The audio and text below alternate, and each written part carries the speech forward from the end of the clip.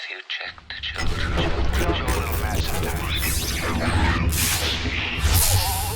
Hi, I'm Chucky. Wanna play? Sometimes that is better. You're gonna need a bigger boat. Hey everyone, welcome back to the Horror Show. I'm Cecil Laird, and this is the continuation of Cecil's favorite horror movie from every year he's been alive.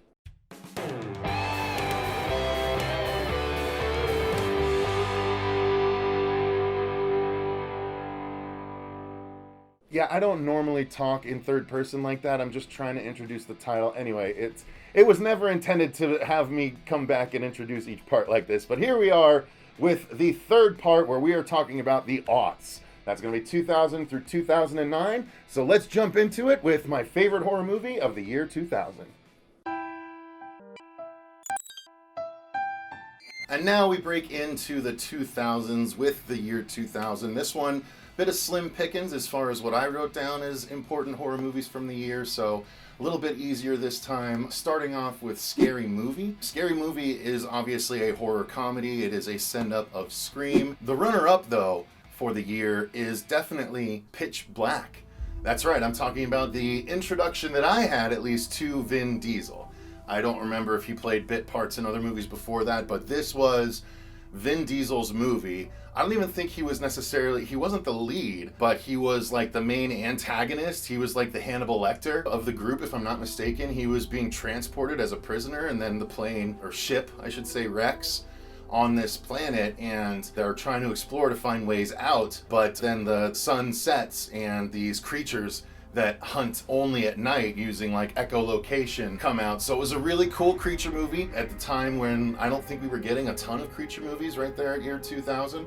So I think it was here and there, but when I would get them, this is when I started to realize how much of a creature movie fan I really was, because these movies I just enjoy more than a lot of other horror movies, and yeah, Pitch Black was definitely one of them. It also launched the whole Riddick series, obviously, because Vin Diesel's character Riddick came from Pitch Black. So I adore Pitch Black, that's why I give it my runner-up, but the favorite for this year is absolutely the original Final Destination. This is everything that I wanted as a horror fan that was in his, I just turned 20 in 2000 in September, so I don't remember if this came out before when I was 19 or when I was actually 20. Either way, I enjoyed the hell out of the Final Destination. The Final Destination's like the fourth or fifth one or whatever, but the original Final Destination with Devon Sawa, I enjoyed him because of Idle Hands, obviously. I was a big fan from then, so when he got to do this Final Destination, it was a lot of fun. It was also a horror movie that didn't shy away from gore and went really nuts with the elaborate death scenes. I mean, it's a horror fan's dream, really, especially one that's 19 or 20. If gore is your thing and you're 19 and 20 and you just want to see really cool, elaborate deaths, then Final Destination, Saw, those kinds of movies, they're gonna be good to you. But Final Destination definitely had a much broader appeal than Saw, especially because it all comes down to a plane crash avoidance scene at the very beginning that everyone can relate to, right? Anyone that's ever flown on a plane can relate to this part of the movie where you're getting on the plane and a dude starts randomly telling people to get off, and if you happen to be one of the lucky ones that believes his rantings and you get off and then the plane wrecks, oh my god, how much would that mess with you? But then death starts coming after you. I don't know, I love the story, I love the idea, I love that Tony Todd showed up and became a mainstay for the series. I love that they continued the story and tied it all the way back into this one by the end. I really dug Final Destination. It was my favorite horror movie of 2000. So 2001 was an interesting one. This one has a movie that I really did enjoy and would be at the top of my list were it not for the evilness and nastiness of the director himself. That would have been Jeepers Creepers, but because of that bullshit, that's a no-go. So my runner-up for this year is going to be a French creature feature called Brotherhood of the Wolf. If you guys haven't seen this, I highly recommend it. They basically mashed up some cool Eastern fighting techniques with a really cool werewolf story on the French countryside. So it was really a well done movie with a cool reveal and creature once you got there, and I just really enjoyed Brotherhood of the Wolf. But as for my favorite movie of the year, that's gonna go to the classic that, again, we revisited within the last year on the channel, and I think it still holds up quite a bit, and that is 13 Ghosts. Obviously the classic with Shannon Elizabeth and, I don't know, other people. Tony Shalhoub, I think, was in that as well. Obviously Matthew Lillard. The story about this family moving into this glass house with weird stuff painted all over the glass at some point, where it turns out that this thing is a prison for ghosts. Then the ghosts are slowly set free to wreak havoc. The ghosts are each individually designed really cool and really scary, and I just really enjoy this movie. As nonsensical as it can be, it's still just a fun, dumb ghost movie that I really enjoy and still tops my list for favorite horror movie of 2001.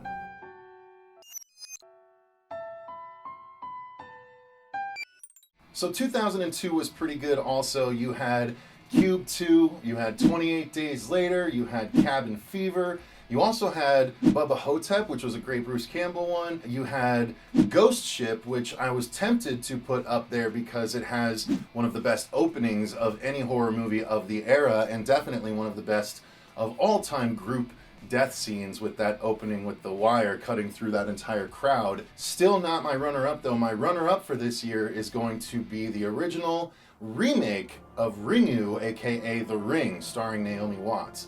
So the movie itself, I think it's still rewatchable. It's still a great mystery with a lot of cool scares.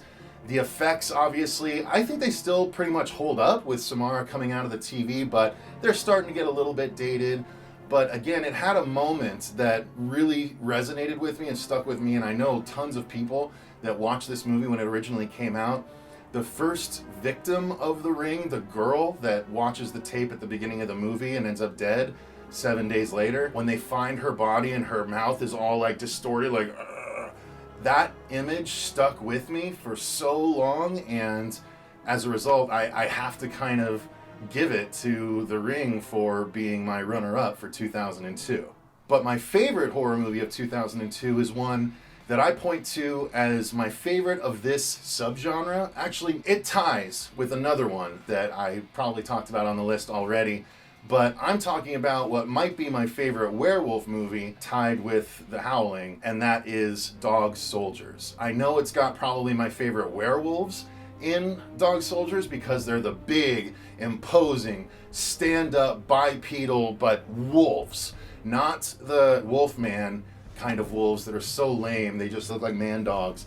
No, this is giant human-sized, more than human-sized, they're like 8-foot tall wolves that just slash through people and bust through doors, and it's them versus a regiment of military guys and guns, and they still get decimated. So the Dog Soldiers werewolves are awesome, and Dog Soldiers is an awesome werewolf movie, and so Dog Soldiers is my favorite horror movie of 2002. –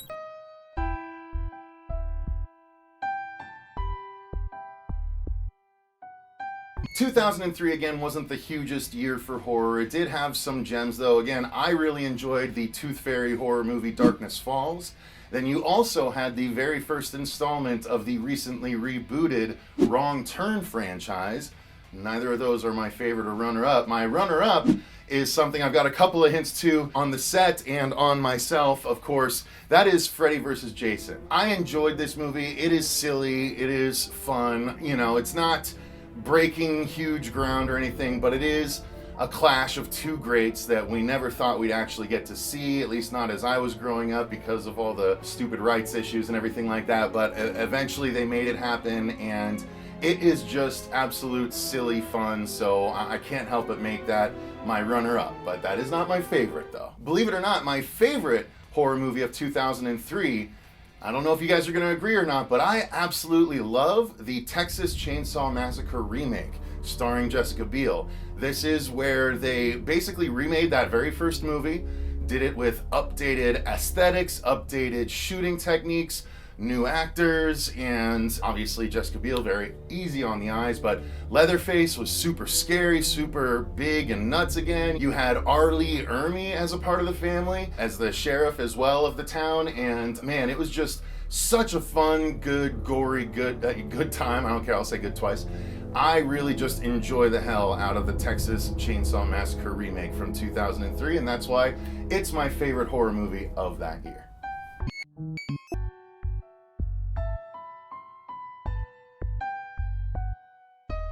So 2004 is another jam-packed year full of horror movies that are worthy of attention. You had the original The Grudge, or the first American remake. You had Ginger Snaps 2 and 3, both of which are quality. You had Resident Evil Apocalypse, which is one of the few pretty good entries in that Resident Evil series. I really enjoyed Shaun of the Dead, still not quite the runner-up.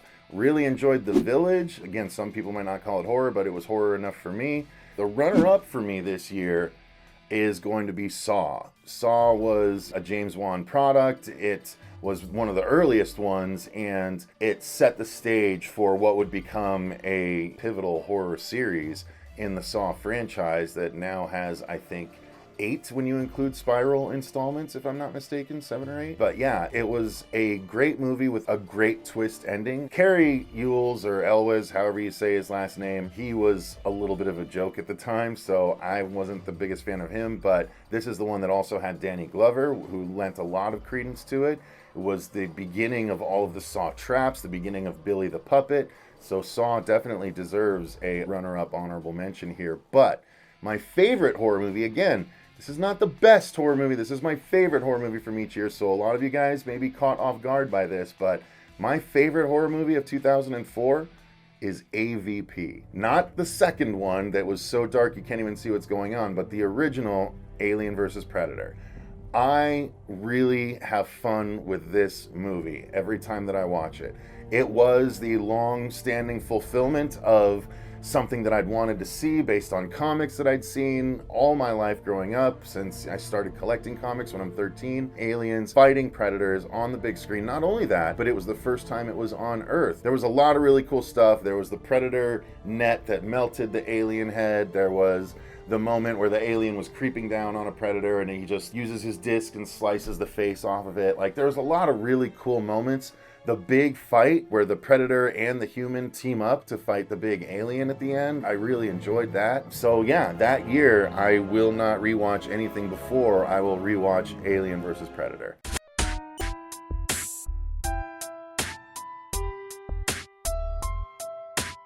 ...2005 had quite a few options as well, including the Amityville remake, The Devil's Rejects, The Ring 2, and even The Descent.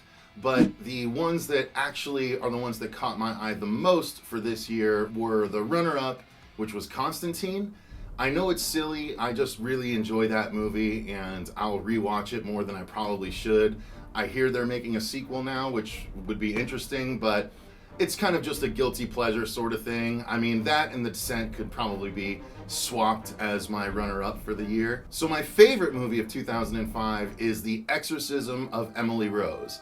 To me, it's one of my favorite exorcism movies that's ever been made, and it's about a priest that tried to help a young girl that he saw as possessed, but badness befalls the girl, unfortunately, and so he has to stand trial for this and has to prove that the girl was possessed, or is he to be held liable for what ended up happening to her. It's a courtroom movie that is backed up by some of the most terrifying exorcism scenes that have been filmed, with a girl that could contort herself to crazy amounts, and it really helped the film, and it just always sticks out in my mind and is always a good rewatch, because I always forget how good it actually is. So I wasn't going to forget for this list. My favorite movie of 2005 for horror is The Exorcism of Emily Rose.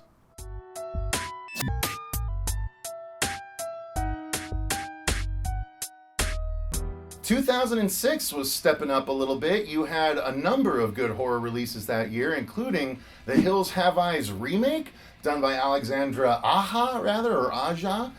Great movie. You also had The Host, the Korean creature movie. You had Slither, the early James Gunn success. And then you also had Silent Hill, which, you know, a lot of people that played the game really enjoyed this movie. Some people found it iffy, but I found it scary. Pyramid Head was really scary in it, so I enjoyed that movie. But none of those were good enough to be my runner-up or my favorite of this year. My runner-up of this year is going to be none other than Hatchet. Adam Green's Hatchet. I was a big fan of this movie. It was a Huge throwback to 80s slashers like Jason and all of those big bruising sort of bad guys. Was a big fan of that movie. I've followed the series. We actually got to go to the Victor Crowley special premiere here in Phoenix, so Hatchet is definitely one of my favorites from this year, for sure, 2006. But my favorite movie overall in the horror genre from this year is one that I know a lot of people know about now, but not a lot of people knew about at the time, and still not enough people know about even as we speak, and that is Behind the Mask, The Rise of Leslie Vernon. And this is a mix. The first half of the movie is found footage where you see a film crew going to this guy's residence where he claims to be the mass murderer of a local area. And he's like, come on out, you can interview me, you guys will be safe, and I'll tell you the ins and outs. And so they do. They show up, this film crew shows up and interviews Leslie Vernon, and he talks about being a slasher. He talks about how you have to be so much in shape that you can just walk after your victims and still catch up to them while they're running. You know, they talk about that. He talks about endurance. He talks about all these different things, and he sets up this whole thing. And then the back half of the movie is that self-same crew having to fend for themselves against Leslie taking on his slasher persona. The movie is fantastic, and it absolutely deserves a sequel, prequel, whatever the hell they can make at this point. There's been reports both ways, but quite honestly, if you still haven't seen Behind the Mask, The Rise of Leslie Vernon, you are missing out on the best horror movie of 2006.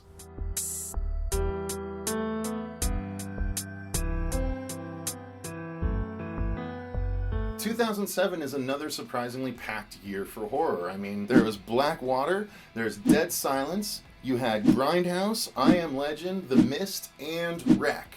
And that's not even talking about my runner-up for this year is a vampire movie. They don't often make it to the top of my list, but I really like this one because it is a portrayal of one of my horror comics. I don't know if they're actually up here or not. I think they might be downstairs on my other bookshelf, but it is an adaptation of a horror comic written by Steve Niles, who has gone on to write all kinds of tremendous horror and be a part of different media projects from movies, TV, all that kind of stuff. That is 30 Days of Night. That is starring Josh Hartnett, did a really good job in this one. It is about a town, Barrow, Alaska, that every year, because of the way nature works and because of their location on the planet so far north, that once every year they get 30 days of no sunlight.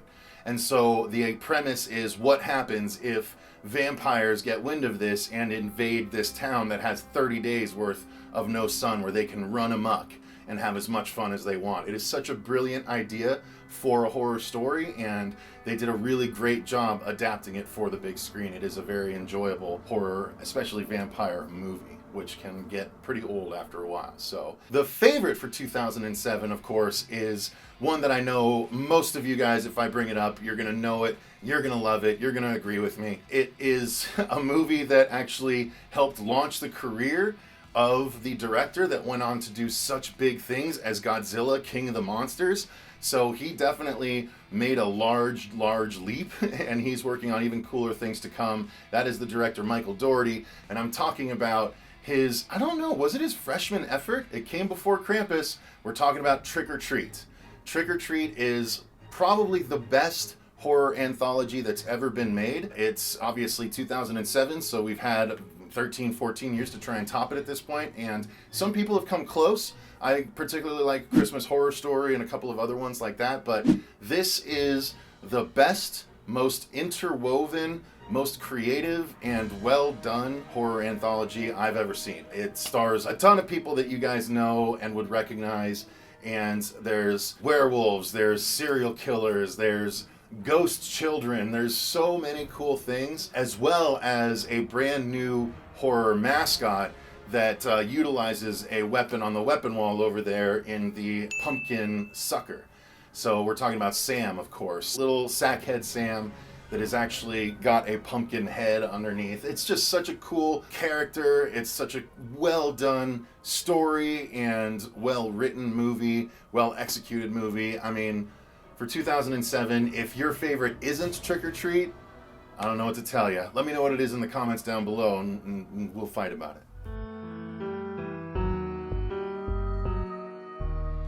So for 2008, it happened to be a good year for horror for me, although there weren't a ton of movies that I wrote down. 4 of the 5 that I wrote down that were worth at least mentioning are creature movies. So you had The Burrowers, which was a Old West creature movie. You had Splinter, which was a really cool, under-known creature movie that takes place just in one location, but it's so badass and the effects are so cool. You had The Midnight Meat Train, which is a Clive Barker story that doesn't necessarily come off as a creature story, but it absolutely is. And then you had my runner-up, which is obviously a creature movie. It's also a found footage movie. I know I've got a couple of those to mention on this whole list, but this is one that built hype for me, and it made me excited because I love giant creatures. I'm a big fan of found footage where a lot of people are not, and this was a melding of the two. It also happened to be my first exposure to T.J. Miller, who entertained me in many movies up until he was canceled a year or two ago. But I'm talking about Cloverfield, the J.J. Abrams project, which actually they just recently announced is finally getting a full-fledged sequel 13 years later, not any offshoots like 10 Cloverfield Lane or the Cloverfield Paradox. This one is actually a sequel to the giant Cloverfield creature movie, which, again, I liked the creature. It was cool. The way the movie was shot, found footage, did such a good job of making you feel so small in and amongst the chaos of a giant creature movie. I think they did a better job of that in Cloverfield than they have in any of the new Godzilla or Kong movies. They still haven't gotten down the feeling of making them feel so huge. They try with a couple of camera angles, but they don't spend the entire time from the perspective of someone our size, whereas Cloverfield does, and it makes it all the more impactful when the creature shows up. It makes it larger than life and totally scary when it's staring down at you, or when it's cruising by, busting up buildings and stuff nearby as the military tries to take it out. Just awe-inspiring and fear-inducing for sure. So Cloverfield is definitely my runner-up. The way I talk about it, I know it makes it feel like it's my favorite, and I guess it might be, but this movie I'm about to talk about, I have to probably say is my favorite because it, I believe, might be my favorite vampire movie of all time, which technically vampires could be considered as creatures as well, but I consider them their own sort of category. But I'm talking about the original Let the Right One In. That is such a good horror movie. It's about a little girl vampire named Ellie that lives in this apartment building. She's just moved in with her father, who is very mysterious, and she meets a boy that lives in the apartment building that's about what appears to be her age. And at first she tries to avoid him, but he tries to befriend her because there's not a lot of kids to play with around the area, and she kind of falls for him. But she's, turns out, a vampire and much older, so she kind of falls for this little kid, not in a gross way, but like in an innocent way, wants to become his friend. But there is still chaos coming, and because it is a vampire movie. But the way it all plays out, I don't want to ruin it. Just know that if you haven't seen Let the Right One In, or the remake Let Me In, starring Chloe Grace Moretz, which is the same story, just approached a little bit differently. If you haven't seen either of those, definitely check them out. If you have, then you get the idea if you saw the American one. But I definitely recommend watching the original foreign one. I can't remember if it's like Swedish or Norwegian or whatever, but it's a really good vampire movie. So Let the Right One In, best horror movie of 2008.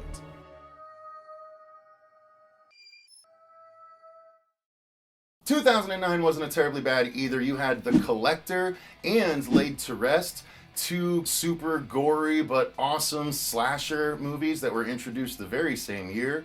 You also had Drag Me to Hell, which a lot of people really like, from Sam Raimi. You had the excellent install into the Final Destination series called The Final Destination. So all of those movies are definitely worth mentioning, but not my runner-up or my favorite. First off, my runner-up, the Friday the 13th remake. Yes, I know some people hate this thing. Some people think the first 20 minutes are the only thing worth a damn in this thing.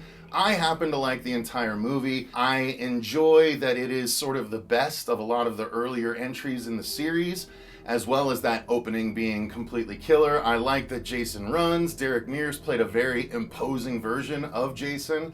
I thought the tunnels were actually fun and a good way to explain how he gets ahead of people when they're running and he's kind of just walking all the time.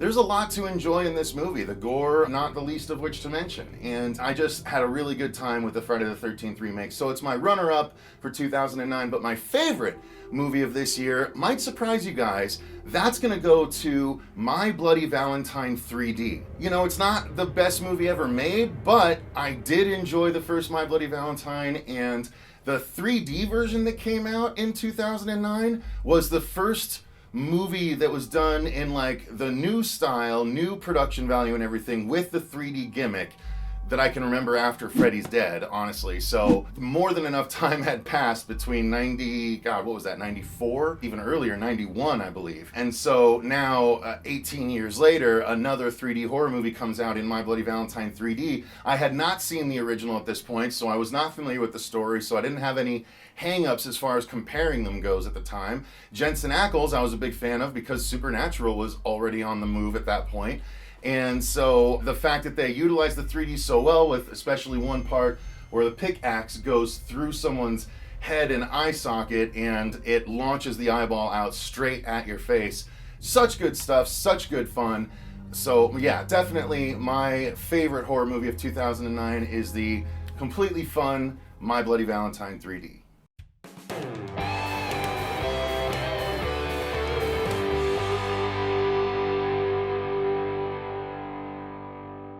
Well, that's going to do it for all my favorite horror movies from the 2000s. Let me know if you guys agree or disagree with did I leave yours off entirely? I'm very curious to know how that's going, but thank you so much for watching. If you enjoyed this installment, click the like button and subscribe if you have not.